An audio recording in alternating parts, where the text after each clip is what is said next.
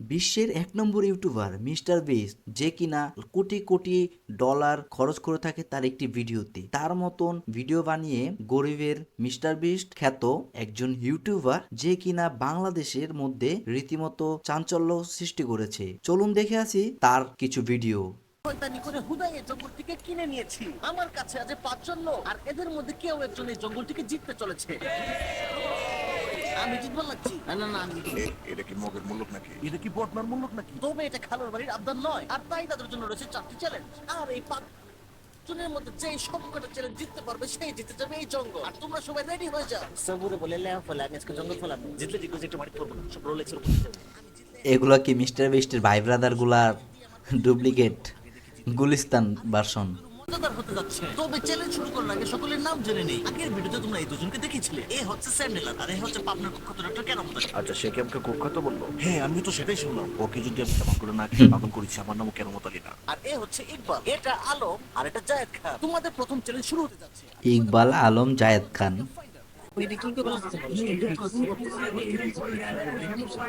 না, এগুলো আমরা সমর্থন করি না। এইবার সবাই একটু থামো, আমি বুঝিয়ে বলছি। আমি একটা জায়গায় জঙ্গলের কোনো এক জায়গায় লুকিয়ে রেখেছি, আর তোমাদের মধ্যে যে সেটা বের করতে পারবে সেই ডিসাইড করবে কে এখান থেকে আউট হয়ে যাবে। তো গাইস এখানে লুকায় রাখছে, অন্য কিছু লুকাইতে পারতো, গরিবের মিস্টার বিস্ট শেষমেশ যাই লুকায় রাখছে।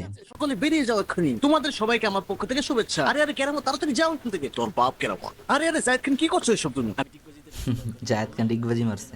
ও মাই গড, আমার ভাবতেও পাক লাগছে তারা কিভাবে দৌড়াচ্ছে, তাও কিনা একটা জায়গার পিছনে। মন চাইতেছে নিজের জায়গা খুলে দেই।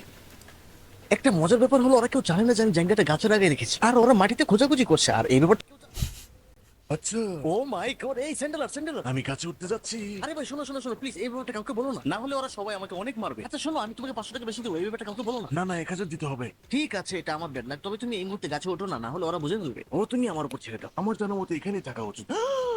এটা কি জাইঙ্গা? এই ধরনের গেম আমি আমার নানার জন্মও দেখিনি। এই নানার জন্য গেছি। ঠিক আছে। আচ্ছা শোনো, সবাই এসে পড়ো। স্যান্ডেলার জায়গা পেয়ে গেছে। ফকিনির মতো খুঁজলেও লাভ হবে না, সবাই লাইনে দাঁড়িয়ে যাও। আমি জায়গা পেয়ে গেছে। তুমি এদিকে এসে পড়ো। হ্যাঁ, এখানে দাঁড়াও। আর এইবার কে থাকবে আর কে থাকবে না সেটা তোমার হাতে। আমাকে ক্ষমা করো গাইস, কারণ কাউকে না কাউকে তো যেতেই হবে। আচ্ছা, তাছাড়া আমি একটা কাজ করতে পারি। আমি এক কাজ করি, আমি পিছনে ফিরে এইভাবে নিক্ষেপ করবো, আর তারপর কেউ না কেউ তো আউট হবে, আর এতে করে আমারও কোনো দোষ হবে না। হ্যাঁ, আইডিয়াটা খারাপ বলোনি। সিয়াম আমার জন্য উল্টা গণনা করতে পারবে? 3, 2, 1 আর নিক্ষেপ করো।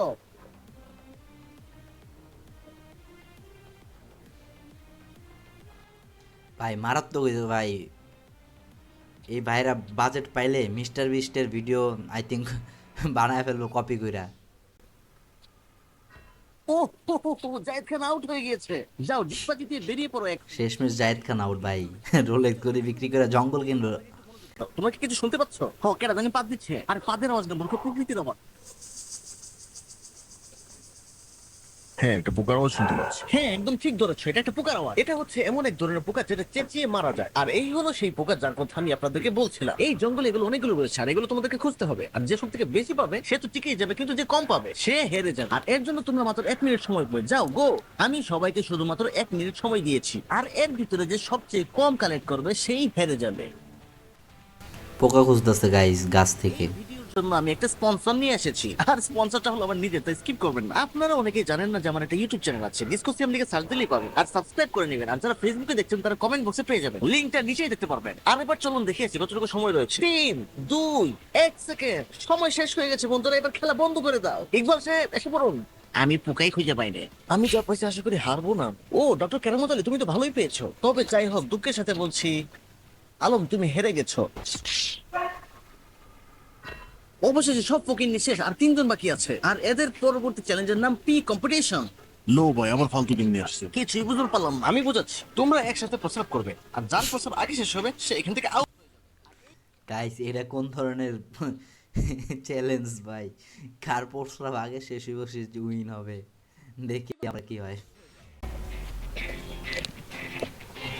নিয়ম অনুসারে ওরা প্রস্রাবের কম্পিটিশনে দাঁড়িয়ে গিয়েছে। এমন কাজ আমি নানার জন্য করি নাই। হ্যাঁ ভাই, আমি কখনো করি নাই এগুলো। আর ইকবালের কি? এই ইকবালের শেষ হয়ে গেছে। জীবনে কিছু করতে পারলাম না। আর এইবার ইকবাল আউট হয়ে গিয়েছে।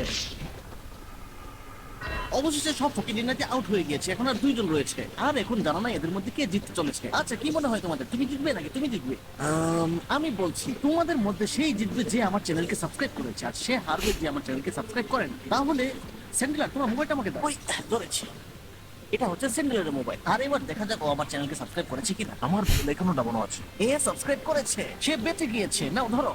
আর এবার ডক্টর কেরামত তোমারটা দাও। আরে ভাই, দূরের মানুষ থেকে কাছের মানুষ হারামি হয়ে থাকে। তোমার মতো ফকির নিয়ে এটাই ডিসার্ভ করে। তুমি সাবস্ক্রাইব করো নি, ভাগো এখান থেকে।